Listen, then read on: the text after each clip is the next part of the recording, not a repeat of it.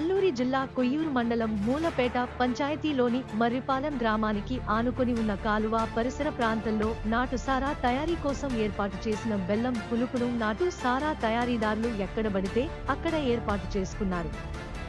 అది కూడా ఎక్కడో కాదు, మెయిన్ రోడ్డులో ఉన్న గ్రామానికి ఆనుకొని ఉన్న కాలువ వద్ద ఇంత దర్జాగా నాటుసారా బెల్లం పులుపును తయారీ సామాగ్రిని ఉంచారంటే నాటుసారా తయారీ ఏ రేంజ్ లో ఉందో అర్థం చేసుకోవచ్చు. విషయం తెలుసుకున్న కొయ్యూరు పోలీసులు అక్కడికి చేరుకుని నాటుసారాను తయారీ సామాగ్రిని స్వాధీనం చేసుకుని బెల్లం పులుపును ధ్వంసం చేశారు.